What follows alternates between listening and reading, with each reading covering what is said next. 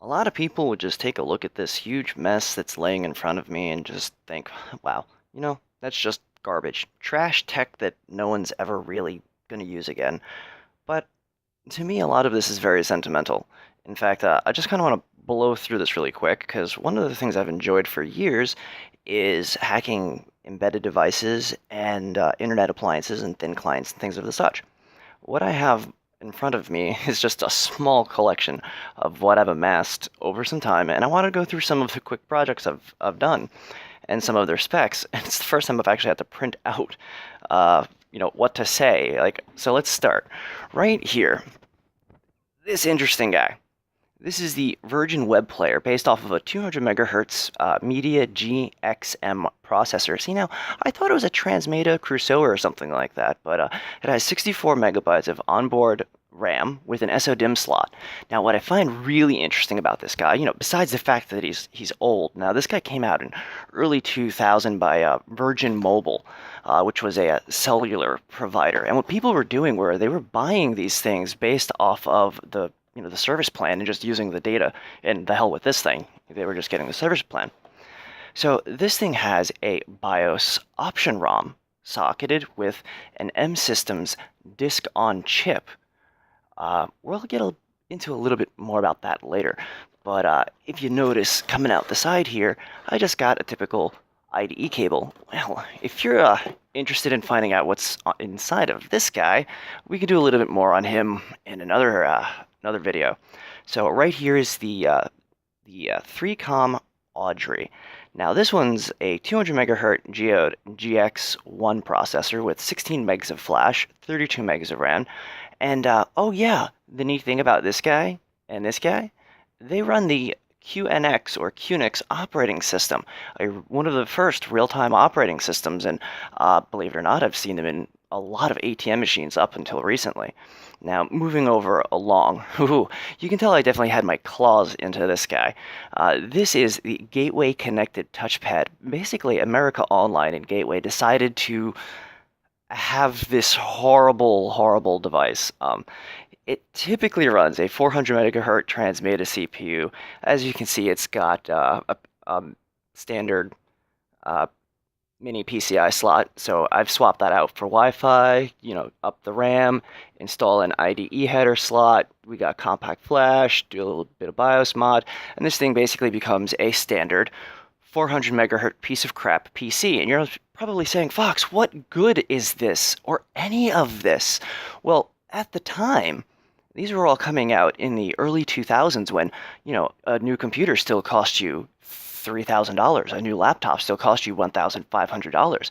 So it was just a lot more inexpensive to get an internet appliance that was running this guy right here, the Gateway Connected Touchpad, was running a Linux distribution. But once you pull out the compact flash card right at the top there and maybe add in an IDE cable for an external hard drive or optical drive or whatever may have you. Seeing a little bit of a pattern going on here. All right, where do we have next? The Honeywell. The Honeywell WebPad. This is what they thought that the future was going to be like. Oh, we're all going to be on these big, clunky 300 megahertz. I believe it's an NEC or National Semiconductor processor. 32 megs of flash, 64 megs of RAM. Oh, hey, it's got 802.11b. No, that's great, right? But it boots Windows CE version 3. x86. What? Okay, let's talk a little bit more about one of my favorite Windows CE devices, the MSN WebTV 2 model RM4100. Oftentimes, you're going to hear me say that this thing was a lot like an Xbox, but the reason I say that is, out of the box, it ran Windows CE 5.0. But if you notice, I modified the BIOS. And if you're into modding Xboxes back in this era when this guy came out, you knew a thing or two about making a Windows CE device into a standard x86. So 733 megahertz processor, Celeron thereabouts. If you notice, there's rework pads for another SODIMM.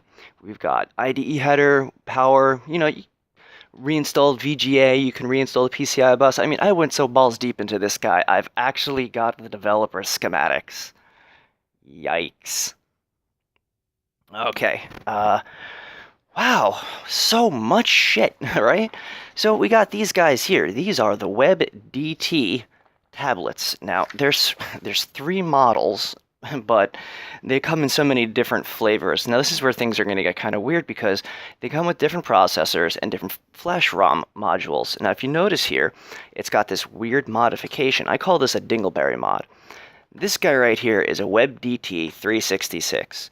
He's basically sporting a 400 megahertz AMD Geode processor with 256 megabytes of DDR2 RAM.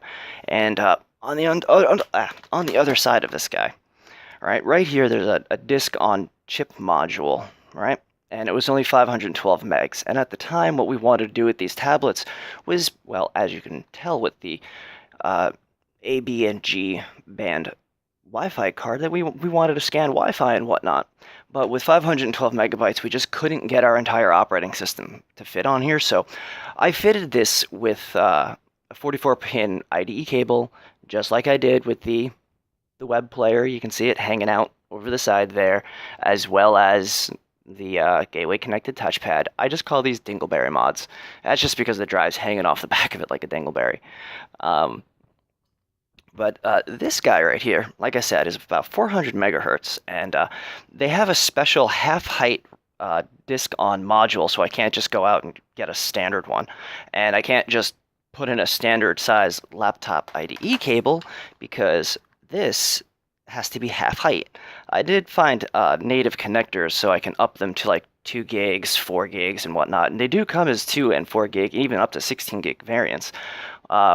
Now we've got a 1 gigahertz model, and we've also got an 800 megahertz model. We'll get into more details about them later. Like I said, there's a lot to cover here. Now, if you notice, things are just sort of like, I like to go out and do all kinds of mobilized stuff, and this guy right here is just a standard UMPC, an ultra mobile portable computer. There's nothing fancy about him. x86 architecture, currently running Windows XP. This little bastard, the BenQ, or is it Benk?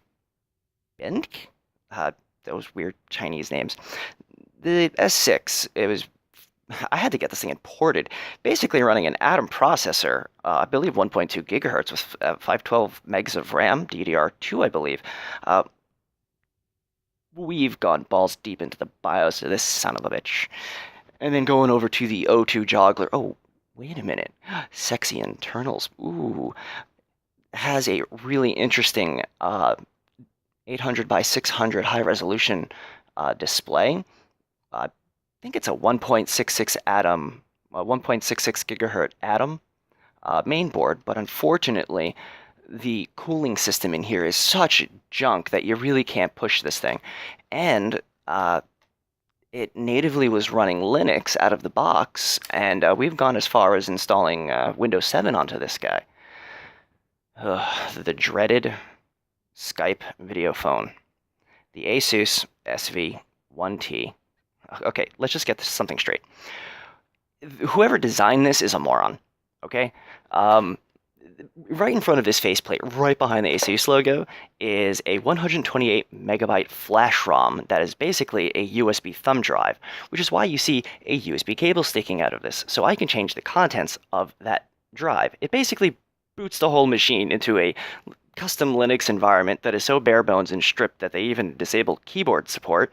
And if you still use Skype, this thing doesn't work anymore because, well, they changed all the protocols around. So, huzzah! Underneath it, however, oh man. Underneath it is a 1 gigahertz AMD CPU, 512 megs of RAM or something like that, a standard like sys graphics controller, and a standard Wi-Fi card. I swear they got two like mentally challenged interns to try to design a new age device off of an old scrap heap pile of netbook parts, because 15 minutes of battery life advertised. Advertised. No. We're gonna drag you outside and just put you behind the chemical shed, and we're just gonna put you down. That's just everyone that has tried to hack you. You have turned them into. I can already feel the disturbance in the force Seriously, this thing was such a pain in the ass just because it's just a piece of crap and we can't do anything with it. But if you want to know what I do with this whole lot of mess, it's mostly from, educational reasons. I'm just taking other devices and, taking, it's standard, x86 architecture, everything that you see here, just used in unconventional ways. And I'm really fascinated about the legacy support on the web player as well as the Audrey. And almost no information on the internet is around for the gateway connected touchpad. I've extensively hacked the WebTV2 RM4100. Was a huge O2 joggler scene floating around, as well as an S6 scene, and I basically helped spawn the WebDT366, and I've got that off the ground. But if anyone wants to see a bit more of these projects, maybe go into a little bit more depth and detail of what I've gone into specifically hacking them for, how, and why, just let me know, ask questions, leave comments, and I'd be more than happy to just make a couple more videos if there's any interest.